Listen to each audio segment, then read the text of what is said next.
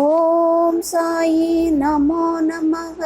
ஸ்ரீ சாயி நமோ நமக. ஜெய ஜெய சாயி நமோ நமக.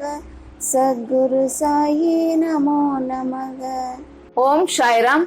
அத்தியாயம் 41. சித்திரத்தின் கதை. கந்தல் துணி திருடுதலும் ஞானேஸ்வரி பாராயணமும். முந்தைய அத்தியாயத்தில் குறிப்பிடப்பட்டுள்ளது போல் அந்த சித்திரத்தின் கதையை இங்கே தொடர்கிறோம். இது நிகழ்ந்தது 9 ஆண்டுகளுக்கு பின். அலி முகமது ஹேமந்த் பந்தை பார்த்து கீழ்வரும் கதையை கூறினார். பம்பாய் வீதிகளில் ஒரு முறை அவர் சுற்றி கொண்டிருந்த போது இந்த படத்தை ஒரு தெரு வியாபாரியிடமிருந்து வாங்கினார். பின்னர் அதை கண்ணாடி சட்டம் போட்டு பாந்திராவில் உள்ள தம் வீட்டில் தொங்கவிட்டார். அவர் பாபாவை விரும்பினார். ஆகையால் அப்படத்தை தினந்தோறும் தரிசித்து வந்தார். ஹேமந்த் பந்துக்கு அதை கொடுப்பதற்கு 3 மாதங்களுக்கு முன்பு காலிலுள்ள கட்டி அவருக்கு ஒரு அறுவை சிகிச்சை செய்யப்பட வேண்டியிருந்தது. பம்பாயில் அவரது மைத்துனரான நூர் முகமது பீர்பாயின் வீட்டில் அவர் தங்கியிருந்தார். பாந்திராவில் உள்ள அவரது வீடு 3 மாத காலமாக சாத்தப்பட்டிருந்தது. ஒருவரும் அங்கு வசிக்கவில்லை. புகழ்பெற்ற பாபா அப்துல் ரஹ்மான், மௌலானா சாஹேப், முகமது குசேன், பாபா சாயி, பாபா தாஷுதீன் மற்றும் பல உயிருடன் இருந்த ஞானிகளின் படங்களும் அங்கு இருந்தன. காலச்சக்கரம் இவைகளையும் விட்டு வைக்கவில்லை. பம்பாயில் அலி சுகவீனமிட்டு கஷ்டப்பட்டு கொண்டிருந்தார். படங்கள் எல்லாம் ஏன் அங்கு கஷ்டப்பட வேண்டும்? அவைகளுக்கும் உள்ளே வருதலும் வெளியே போதலும் உண்டு என தெரிகிறது. எல்லா படங்களும் தங்கள் விதியை சந்தித்தன. ஆனால் சாய்பாபாவின் படம் எங்கனம் அதற்கு தப்பியது என்பதை ஒருவரும் எனக்கு இதுவரை விளக்கியதே இல்லை. சாயின் எங்கும் நிறை தன்மையையும் சர்வ வியாபியத்துவத்தையும் அறிவு கெட்டாத அவரின் சக்தியையும் அது காண்பிக்கிறது. அலி முகமது பல வருடங்களுக்கு முன் முகமது ஹுசைன் தாரியா டோபனிடமிருந்து ஞானி பாபா அப்துல் ரஹ்மானின் சிறிய படம் ஒன்றை பெற்றார். அதை அவர் தன் மைத்துனரான நூர் முகமது பீர்பாயிடம் கொடுத்தார். அப்படம் அவரது மேஜையில் 8 வருடங்கள் இருந்தது. ஒரு முறை நூர் முகமது பீர்பாய் அதை ஒரு புகைப்பட கலை நிபுணரிடம் எடுத்து சென்று உயிர் அழவு படமாக பெரியதாக்கி அதன் பிரதிகளை அலி முகமது உட்பட தமது உறவினர்களிடையேயும் நண்பர்களிடத்தும் விநியோகித்தார். அலி முகமது அதை பாந்திராவில் உள்ள தனது வீட்டில் மாட்டினார். நூர் முகமது ஞானி அப்துல் ரஹ்மானின் சீடர். தமது குருவிடம் அவரால் நடத்தப்பட்ட ஒரு திறந்த தர்பாரில் அப்படத்தை அழிக்க சென்ற போது குரு கோபமடைந்து அவரை உதைப்பதற்காக ஓடினார். அவரை வெளியில் தள்ளினார்.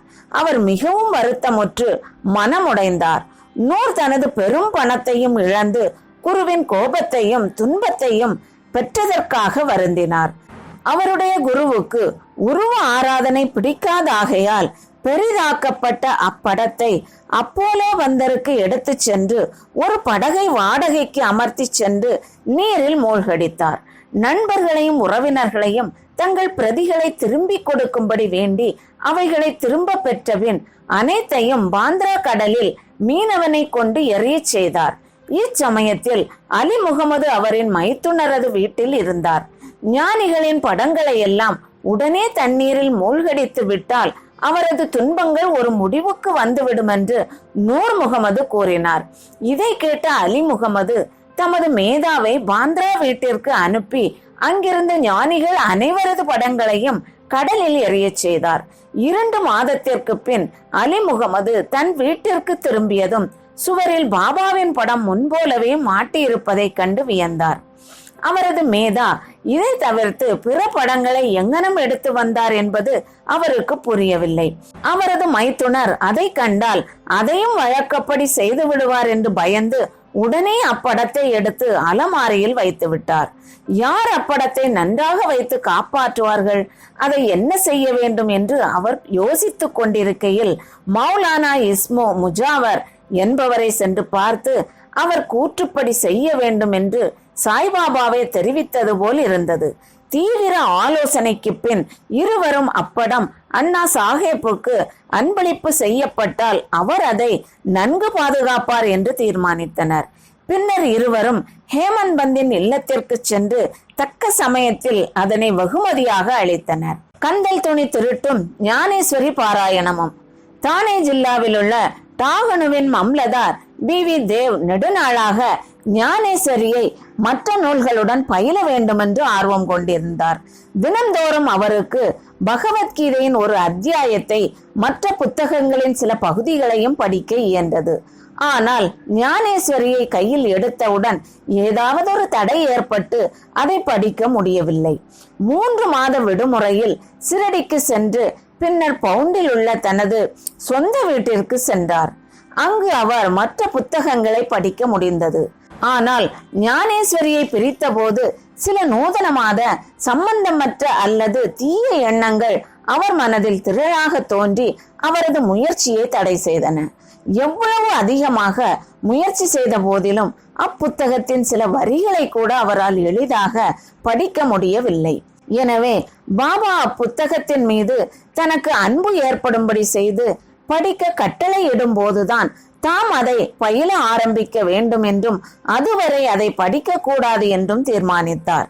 பின்னர் 1914ஆம் ஆண்டு பிப்ரவரி மாதம் அவர் தம் குடும்பத்துடன் ஷிரடிக்கு சென்றார். அங்கு ஜோக் அவரை தினந்தோறும் ஞானேஸ்வரி படிக்கிறாரா என்று வினவினார். தேவ் தாம் அதை பயில்வதற்கு ஆர்வமுள்ளவராக இருப்பினும் அதில் வெற்றி பெற இயலவில்லை என்றும் பாபா அவருக்கு கட்டளையிடும் போதுதான் அதை படிக்க ஆரம்பிக்க போவதாகவும் கூறினார். அப்புத்தகத்தின் பிரதி ஒன்றை எடுத்து சென்று அதை பாபாவுக்கு அளித்து அவரால் புனிதமாக்கப்பட்டு திருப்பி அளிக்கப்படும் போது அதை படிக்கலாம் என்று ஜோக் அறிவுரை பகிர்ந்தார். பாபா அவரது உள்ளத்தை அறிந்தவராதலால் இந்த மாதிரி செய்ய தாம் விரும்பவில்லை என்று தேவ் பதிலளித்தார். அவரது ஆவலை சாயி அறிய மாட்டாரா? அதை படிக்க சொல்லி தெளிவான உத்தரவை அவராகவே கொடுக்க மாட்டாரா? பின்னர் தேவ் பாபாவை பார்த்து 1 ரூபாயை தட்சிணையாக கொடுத்தார். பாபா 20 ரூபாய் கேட்டார். தேவ் கொடுத்தார். இரவில் அவர் பாலக்ராம் என்பவரை பார்த்து அவர் எங்கனம் பாபாவின் அன்பையும் பக்தியையும் பெற்றார் என்று விசாரித்தார். பாலக்ராம் தாம் எல்லாவற்றையும் அடுத்த நாள் ஆரத்திக்கு பின் தெரிவிப்பதாக கூறினார். தேவ் அடுத்த நாள் தரிசனத்திற்காக சென்றிருந்த போது பாபா அவரை 20 ரூபாய் கேட்டார். அவர் அதை விருப்புடன் கொடுத்தார். பின்னர் கூட்டம் அதிகமாக இருந்ததால் தனியாக மசூதியின் ஒரு மூலையில் சென்று அமர்ந்தார். பாபா அவரை தம் அருகில் வந்து அமைதியான மனதுடன் அமரும்படி கோரினார். அங்கனமே அவர் செய்தார். பின்னர் மத்தியான ஆரத்தி முடிவடைந்தது. மக்கள் எல்லோரும் கலைந்து சென்றதும் தேவ் மீண்டும் பாலக்ராமை சந்தித்து பாபா அவருக்கு என்ன கூறினார், எங்கனம் தியானம் செய்ய கற்றுக் கொடுத்தார் என்று அவரது முந்தைய சரித்திரத்தை கேட்டார். பதிலளிக்கும் தருவாயில் பாபா சந்துரு என்ற ஒரு தொழுநோய் கொண்ட அடியவரை தேவை அழைத்து வரும்படி அனுப்பினார். தேவ் பாபாவிடம் சென்றபோது யாருடன் எதை பற்றி பேசிக் கொண்டிருந்தார் என்று பாபா கேட்டார். அவர் தாம் பாலக்ராமுடன் பேசிக் கொண்டிருந்ததாகவும் பாபாவின் புகழை கேட்டதாகவும் கூறினார். பாபா அவரை மீண்டும் 25 ரூபாய் தட்சிணை கேட்டார். அவரும் அதை மகிழ்வுடன் கொடுத்தார். பின்னர் பாபா அவரை உள்ளே அழைத்து சென்று கம்பத்தருகில் அமர்ந்து கொண்டு என்னுடைய கந்தல் ஆடைகளை எனக்கு தெரியாமல் நீ திருடினாய் என்று குற்றம் சாட்டினார். தேவ் கந்தல் ஆடைகளை பற்றி தனக்கு எதுவும் தெரியாதென்று மறுத்தார். ஆனால் பாபா அவரை தேடச் சொன்னார். தேடிய அவரால் ஒன்றையும் காண முடியவில்லை. பாபா கோபமடைந்து இங்கு வேறு ஒருவரும் இல்லை, நீயேதான் திருடன், தலை நரைத்து கிழவனாகியும் நீ இங்கு திருடுவதற்கு வந்திருக்கிறாய் என்றார். இதன் பின் பாபா பொறுமையிழந்து கடுமையாக கோபமுற்று பலவிதமாக திட்டவும் குற்றம் சாட்டவும் ஆரம்பித்தார். தேவ் எல்லாவற்றையும் அமைதியாக கவனித்துக் கொண்டு தனக்கு அடியும் கூட கிடைக்கும் என்று எதிர்பார்த்தார். சுமார் 1 மணி நேரத்திற்கு பின் பாபா அவரை வாதாவுக்கு போகச் சொன்னார். அவர் வாதாவுக்கு திரும்பி வந்து பாலக்ராமிடமும் ஜோகிடமும் நடந்தவை அனைத்தையும் கூறினார். பின்னர் மாலையில் பாபா தேவையும் மற்ற எல்லாரையும் கூப்பிட்டு அனுப்பினார். தமது வார்த்தைகள் கிழவரை துன்புறுத்தி இருக்கலாம் என்றும் ஆயினும் அவர் திட்டி இருப்பதால் தம்மால் வெளியே சொல்லாமல் இருக்க முடியவில்லை என்றும் கூறினார். பின்னர் பாபா மீண்டும் 12 ரூபாய் அவரிடம் கேட்டார். தேவதை சேகரித்து கொடுத்து அவர் முன் சாஷ்டாங்கமாக பணிந்தார். பாபா கூறினார், போதியை தினமும் படித்துக் கொண்டிரு, வாதாவில் போய் அமர்ந்து தினந்தோறும் ஒழுங்காக கொஞ்சமாவது படி. அவ்வாறு படிக்கையில் நீ படித்த பகுதியை அனைவருக்கும் அன்புடனும் பக்தியுடனும் விளக்கிச் சொல். நான் இங்கு உனக்கு தங்கச்சரிகை போட்ட மதிப்புமிக்க சால்வை அளிப்பதற்கு காத்து கொண்டிருக்கிறேன். அப்படி இருக்க மற்றவர்களிடம் நீ ஏன் கந்தலை திருடுகிறாய்? ஏன் திருட்டு பழக்கத்தை ஏற்படுத்திக் கொள்கிறாய்? பாபாவின் மொழிகளை கேட்டு தேவ் மிகவும் மகிழ்ச்சி அடைந்தார். ஏனெனில் அவர் போதியை படிக்க சொல்லிவிட்டார். தாம் விரும்பியதை பெற்றுவிட்டதாக அவர் நினைத்தார். இனி அந்நூலை எளிதில் படிக்கலாம் என்ற நம்பிக்கை கொண்டார். மீண்டும் அவர் சாஷ்டாங்கமாக விழுந்து வணங்கி தாம் பாபாவிடம் சரணாகதி அடைந்திருப்பதாக கூறி தம்மை ஒரு குழந்தையை போல் பாவிக்குமாறும் தனது பாராயணத்தின் போது உதவி செய்யுமாறும் வேண்டிக் கொண்டார். கந்தலை திருடுவது என்று பாபா கூறியதன் பொருளை அவர் அப்போது உணர்ந்தார். பாலக்ராமிடம் பாபாவை பற்றி அவர் கேட்டதெல்லாம் கந்தல் என்று பொருள் கொள்ளப்பட்டது. இந்நடத்தை பாபாவுக்கு பிடிக்கவில்லை. எக்கேள்விக்கும் பாபா தாமே விடையளிக்க தயாராய் இருக்கும் போது மற்றவர்களை கேட்பதையும் அனாவசியமாக பிறரிடம் விசாரிப்பதையும் அவர் விரும்பவில்லை. எனவே பாபா அவரை திட்டி தண்டனைக்குள்ளாக்கினார். உண்மையில் பாபா அவரை துன்புறுத்தவோ திட்டவோ இல்லை என்றும் பாபா தமது ஆசைகளை பூர்த்தி செய்ய ஆவலாய் இருக்கும் போது வீணாக மற்றவர்களை கேட்டு தெரிவது பலனில்லை என தனக்கு போதித்ததாகவும் நினைத்தார். தேவ் இத்திட்டல்களை எல்லாம் புஷ்பங்களாகவும் ஆசீர்வாதமாகவும் கருதி திருப்தி அடைந்ததுடன் மனநிறைவுடன் வீட்டுக்கு சென்றார். இவ்விஷயம் இத்துடன் முடிந்து விடவில்லை. பாபா படிப்பதற்கு உத்தரவு செய்ததோடு மட்டும் நின்று விடவில்லை. அந்த வருடத்திற்குள் அவர் தேவிடம் சென்று அவரின் முன்னேற்றத்தை பற்றி வினவினார். 1914 ஏப்ரல் 2 வியாழக்கிழமை காலை பாபா அவருக்கு தெய்வீக காட்சி ஒன்றை அளித்தார். மேல் திண்ணையில் அமர்ந்து கொண்டு தேவ் போதியை புரிந்து கொண்டாரா என்று கேட்டார். தேவ், இல்லை. பாபா, பின் எப்போது நீ புரிந்து கொள்ள போகிறாய்?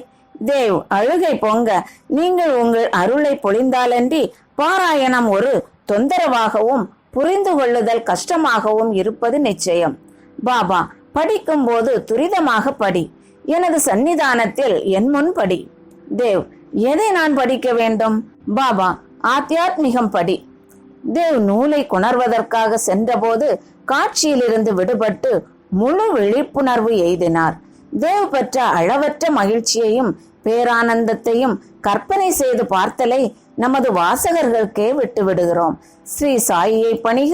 அனைவருக்கும் சாந்தி நிலவட்டும். ஓம் சாய்ராம்.